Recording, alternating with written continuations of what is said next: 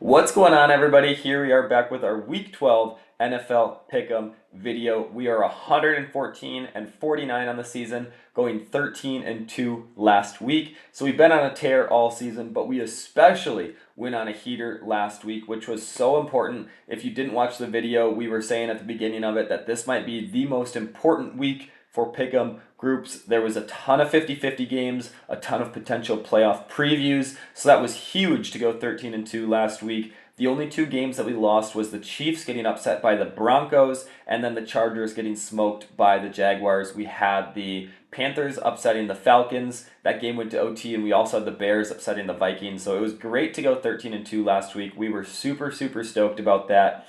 And let's go ahead and jump into this week. Starting off with Thursday Night Football, we've got the Bills going to Houston to play the Texans. And both these teams are coming off important wins. The Texans eked one out against the Titans, 16-13 last week, and the Bills with the big win over the Bucs. The Bills are a great football team. They're absolutely a championship contender. For the most part, 90% of what we've seen from the Bills this season has been very encouraging. They look like a really strong and hard to beat football team. And the matchup I'm looking forward to in this game is the Bills offense versus the Texans defense. So just a little bit of background. The Texans primarily run a four-man pass rush zone defense, whether that's cover 2, cover 3, cover 4, cover 6. The Texans drop back into zone quite a bit, and they've got a really talented secondary to be able to do that, and a four-man pass rush that's even hard to stop just sending four. So the Texans have been elite on defense with that strategy. However, Josh Allen is very good against the zone.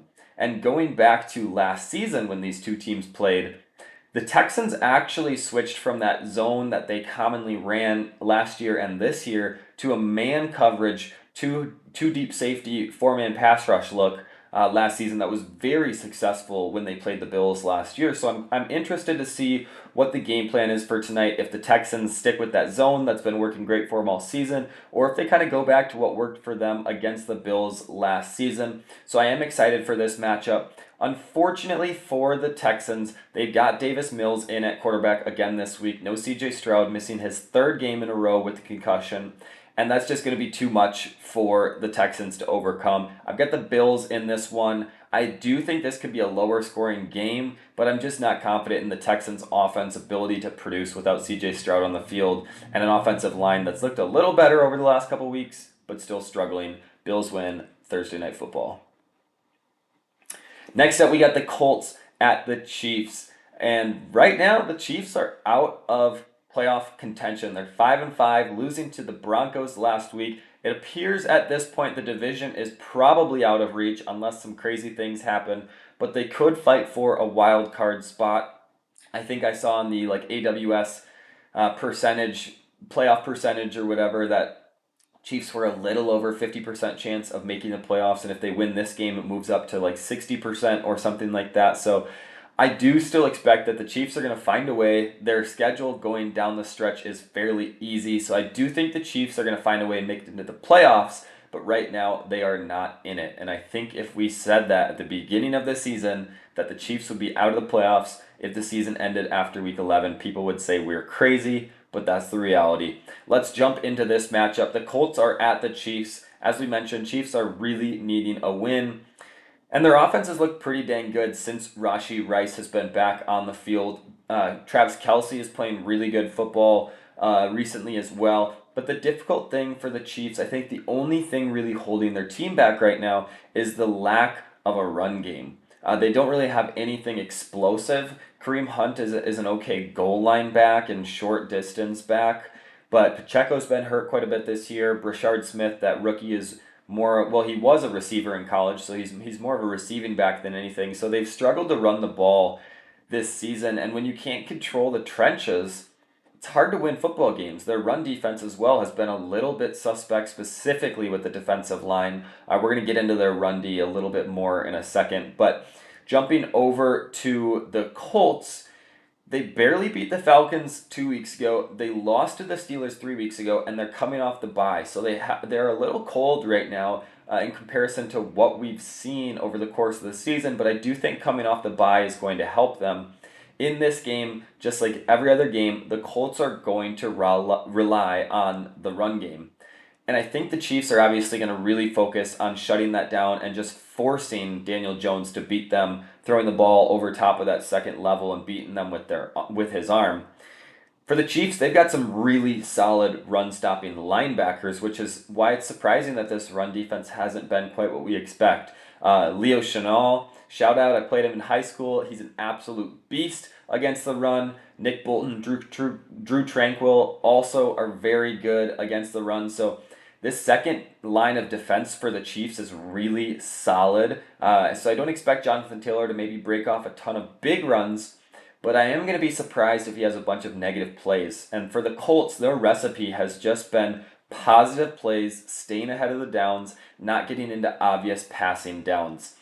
So in this game, I think the Chiefs are really going to focus on shutting down the run, forcing Daniel Jones to beat them with his arm.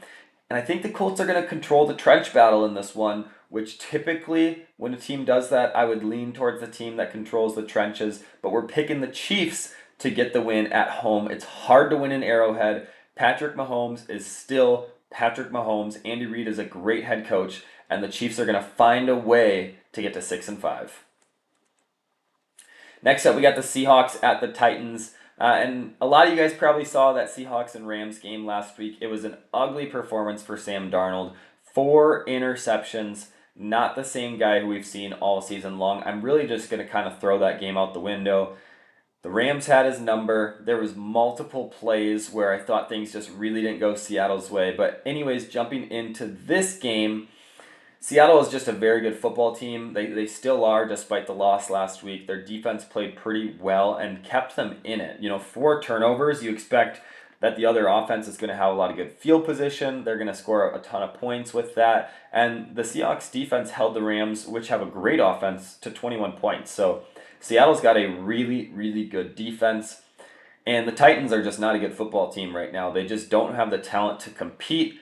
Cam Ward's really struggling. This offensive line is really struggling. So the Seahawks are going to dominate this football game. Their defense is going to take over and allow some freedom for Darnold and that offense to work. The one thing I do want to say about the Seahawks, though, is we saw Kenneth Walker get a little more involved last week, and that was great. He looked better than Charbonnet. He is the better back than Charbonnet, but I don't necessarily expect that to continue in games like this one, where the Seahawks feel like they probably have a pretty big advantage because Ken Walker's had health issues his whole career. Seems like they're really trying to get an even split to keep him healthy. So I think maybe the big games down the stretch and playoff games is when we're going to see Ken Walker get more involved. So for those of you who like player props, if his line is up this week, go under. But when we get down to a bigger game here going down the stretch, I expect Ken Walker to be more involved, but the Seahawks are going to beat the Titans in this one.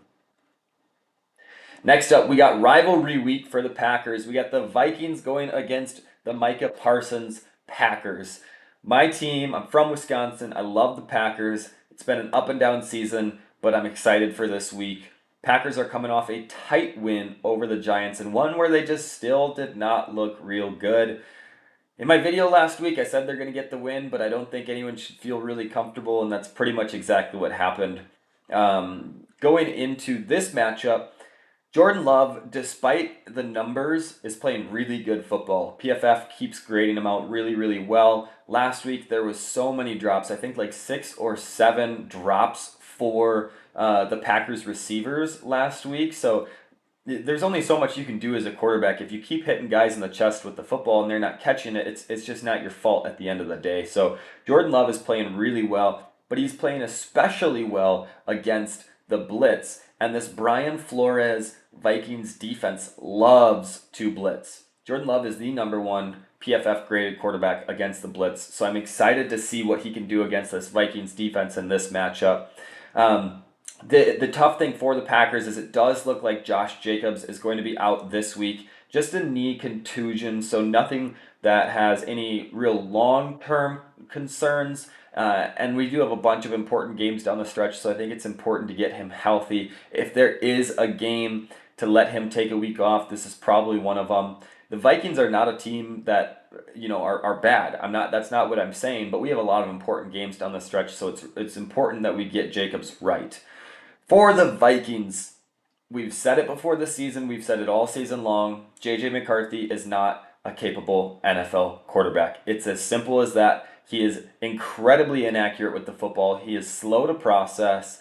He's got such a perfect scenario around him. He's got two rock star receivers, arguably the best receiver in the NFL. Kevin O'Connell, a head coach who has been a quarterback whisperer his whole career. And JJ McCarthy just cannot do anything with it. We said it when he was still in college, before he was even drafted to the Vikings. He wasn't going to be a good NFL quarterback. And that's what we've been seeing all season long.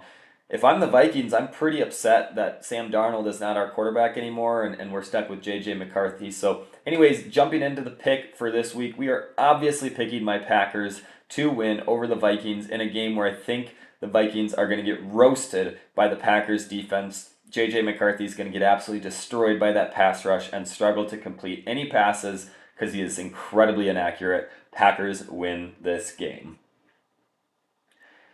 Next up, we've got the Jets at the Ravens. Let's start off with the Jets. So they're making the decision to bench Justin Fields and move to Tyrod Taylor. And I do think Tyrod Taylor gives them the better chance to win today. But this is just a surprising decision to me because the Jets are pretty much out of it. Something absolutely crazy would have to happen for them to even have a chance at making the playoffs. And the Jets gave Justin Fields a $40 million 2-year contract with 30 of that guaranteed. So they are committed to him next season as well. And I just don't know why this team would bench him when they're pretty much out of contention rather than try to develop him. They're going to put in the upper 30s-year-old quarterback who is barely better and just give up on Justin Fields, who they gave $30 million guaranteed to. So very, very surprising decision from the Jets. We kind of continue to see that impoverished franchises stay in poverty by making decisions like this. And I don't even really need to get into this game too much. The Ravens are on a 4-game win streak. They're playing really, really well. They're going to keep that win streak rolling. I've got the Ravens winning over the Jets in this one. Next up, we got the Giants at the Lions. For the Lions, they have not been quite what we've all expected them to be this season, and especially what they were last year. The one tough thing for the Lions, if we go all the way back to my season predictions video that we made before the season, is they did lose both offensive coordinator and defensive coordinator in the offseason, and sometimes that can lead to kind of a slower start of teams having to figure things out, figure out what works for them. And I think it's been a little bit of that for the Lions so far this year. You know, Dan Campbell just took over play calling from the new OC. So they've obviously had some issues with the new coaching staff this year. But the Lions are still a very good football team, and the Giants are not. Jackson Dart is coming back this week. He will give them a chance to win the football game. He's a good quarterback. He's looking really good so far this rookie season. I wasn't super high on him, but I wasn't super low on him. I wasn't thrilled with the Giants selection for the Giants, but I didn't think he was going to be a bad quarterback. So he is surprising me, though. He's looking really good. Definitely the best quarterback in the draft class so far. But the Lions are the better football team, and they will win over the Giants at home on Sunday. Next up, we got the Steelers at the Bears. And Bears are coming off that big upset win over the Vikings. Bears continue to look pretty good. Caleb Williams and that Bears offense has been rolling as of late, and I give a lot of credit to their offensive line. It's been protecting Caleb much better, their run game has been much better, and it's going to be paramount that they play well in this one, going up against the Steelers defensive line that is really, really good. Probably the best strength of this team. So that's the matchup I'm looking forward to watch, is the trench battle between the Bears O-line and the Steelers defensive line. And jumping over to the Steelers offense, Aaron Rodgers has a fractured wrist. It doesn't sound serious, no surgery needed, but it does sound like he will likely miss this week. So I'm going to give the edge to the Bears in this one, with Mason Rudolph under helm for the Steelers, with an offense that just hasn't even been great with Rodgers out there. I just struggle to think that the Steelers can be able to keep up with this Bears offense. And despite being a Packer fan, I have to acknowledge the Bears are 7-3. They're playing good football. These guys have been hard to stop, especially on offense. I don't think they've had a ton of true tests so far, so I'm excited when the Packers will get to play the Bears. Again, kind of another easy matchup for them, getting the Steelers with no Aaron Rodgers. But the Bears are going to move to 8-3 with a win over the Steelers on Sunday. Next up, we've got the Patriots at the Bengals. Patriots are red hot. Everyone's got excuses for why the Patriots are not as good as they seem, but they're on an 8-game win streak, and you cannot argue with that. Their offense has been outstanding. Their defense has played really, really well, especially against the pass. If you take out those first 2 weeks when Christian Gonzalez was not playing, the Patriots have some of the best pass defensive grades against the pass in the entire league. So these guys are really, really hard to throw against, and that's the Bengals' identity. Bengals have no Jamar Chase due to the second spit gate that we have seen this season. Jamar Chase spitting on Jalen Ramsey in that rivalry Bengals-Steelers game last week. What a dumb decision. Got himself suspended for this one. There's just no chance that the Bengals are going to keep up with the Patriots in this one. Christian Gonzalez is going to shut down T. Higgins, and I don't think Andre Yosevas is going to be enough to keep up with this Patriots offense with a run game for the Bengals that has been very bad all season long. So I've got the Patriots getting their 9th straight win in this one. And if you guys are spread bettors, I'm willing to bet they cover 8.5. Next up, we got the Browns at the Raiders. And, one of these two teams has to win this game. It sounds weird to say, but these guys have both found ways to lose in pretty much every single game all season. In this one of these guys has to win. I guess they could tie, but it doesn't happen very often. Here I am, Packers fan, talking about ties never happen. Okay, the Packers tie was the first one since 2022, I want to say. It hurts me to even see that with our record. I have to look at it every week. Don't remind me. But in this one, we've got the Browns at the Raiders. Starting off with the Raiders, they've lost 7 of their last 8 games. We've said it all season long. Their offensive line sucks. And especially since Colton Miller, their star left tackle, has gone down, it's been really, really bad. They haven't been able to protect Geno at all, who has also looked very bad. And the run lanes for Genti are horrible. He's obviously not trusting that offensive line. You see him bouncing things too early. He's not committing to the holes that should be there, and largely because they're not. So this Raiders team is having a ton of issues with that offensive line. It's going to be tough for them going up against a Browns team that has a star defensive line, especially Myles Garrett, arguably the best defensive player in football. He's chasing that single season sack record this season. And for the Browns on offense, Shedeur Sanders will be starting at quarterback again this week. He did struggle last week, but he was thrown into a really tough matchup against the Ravens, whose defense has played pretty dang good these last few weeks. I do expect him to be better in this matchup, be more comfortable this week, preparing to be the starter in this one, actually given a real chance, and going up against a defense that's just not real good. In this game, what worries me the most is the Raiders' ability to stop the Browns' defensive line from wrecking this game. So I do have the Browns winning this game on the road over the Raiders with their defensive line causing fits. Next up, we got the Jaguars going to Arizona to play the Cardinals. Jaguars coming off that dominant win over the Chargers in a game where they played really, really well. Their defense looked great, which was nice to see because it hasn't looked real good in the second half of the season. We've said it quite a few times, this Jags defense has relied on turnovers, especially early in the season. They were leading the NFL turnovers by defenses by a landslide. They were way out ahead, but they were also giving up a ton of yards on defense, so pretty relying on turnovers, which has slowed down in the last few weeks, but they did look much better against the Chargers last week. Jags offense also had a pretty good week last week, and they're going to look even better this week with Brian Thomas coming back. So I do expect the Jags to continue to stay hot and have some success going up against a Cardinals team that has had 2 losses of 19 plus points in a row, and I believe they did lose the week before that. I'm not positive about that one. That's just going off the top of my head. It's a lot of games to keep track of. I don't even remember who they played 3 weeks ago. It might be 3 in a row, but I know they have lost by 19 plus in 2 games in a row.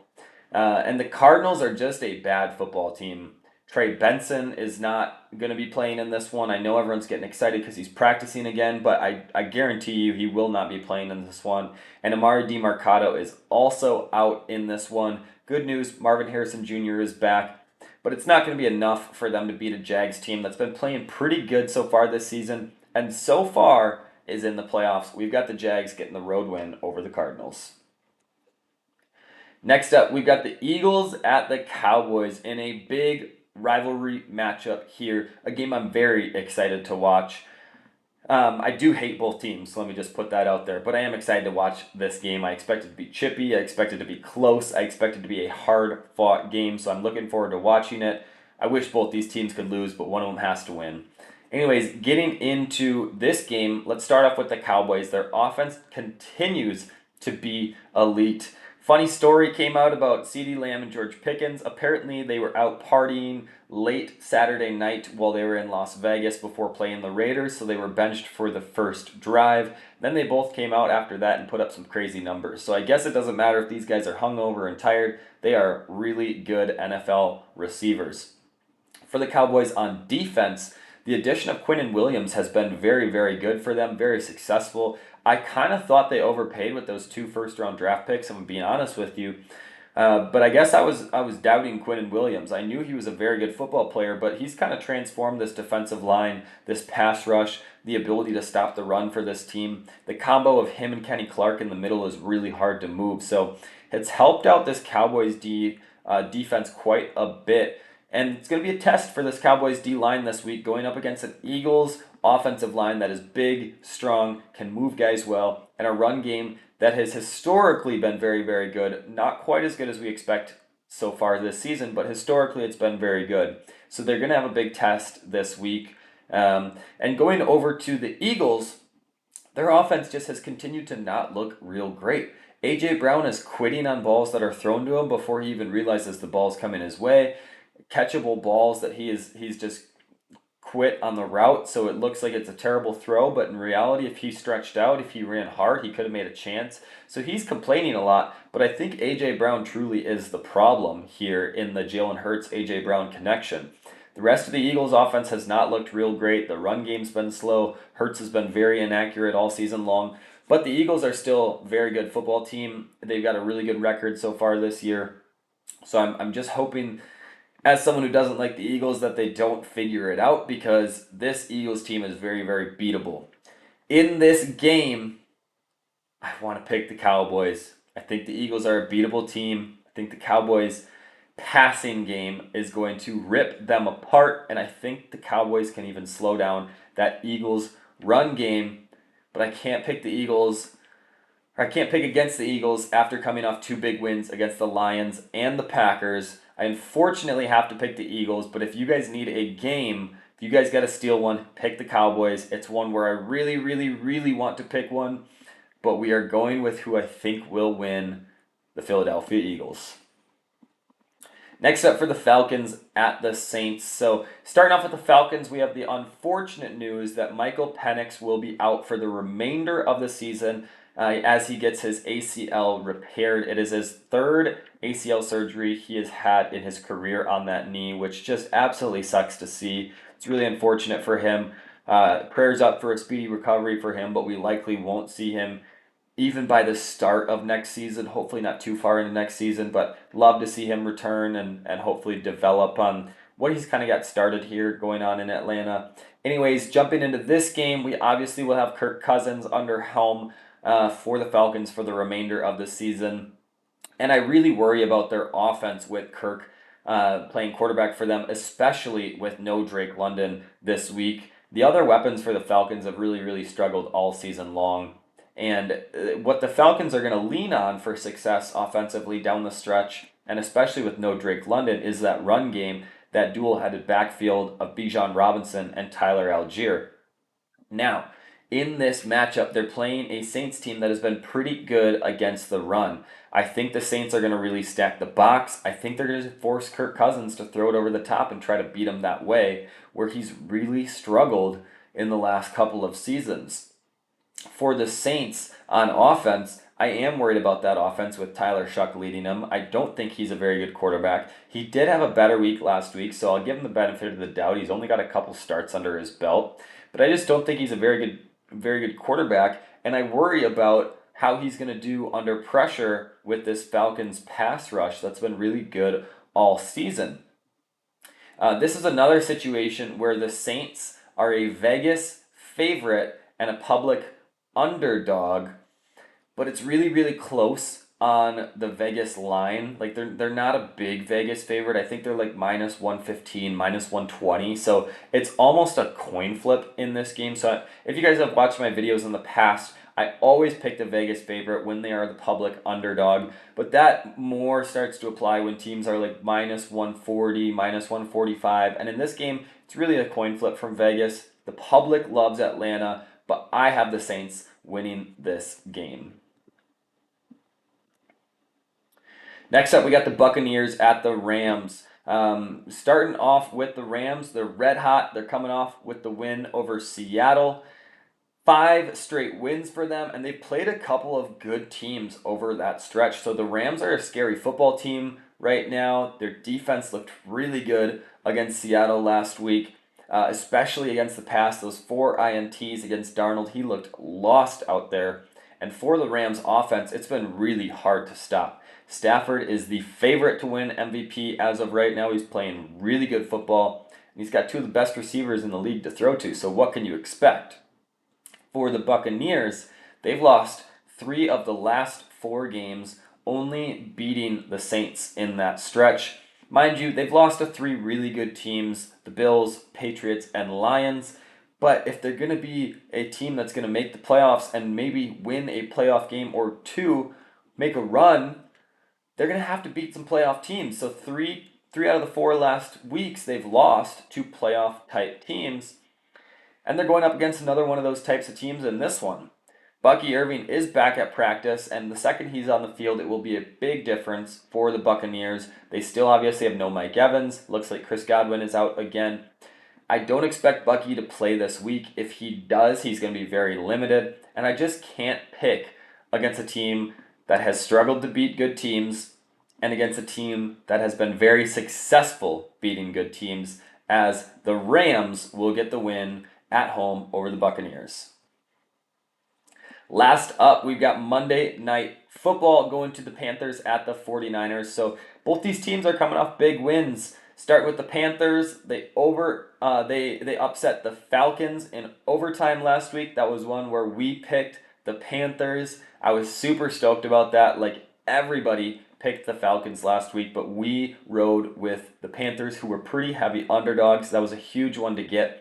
And Bryce Young threw for just under 450 yards, 3 touchdowns, and no interceptions. Bryce Young, I am sorry for the hate I have given you. You proved me wrong last week.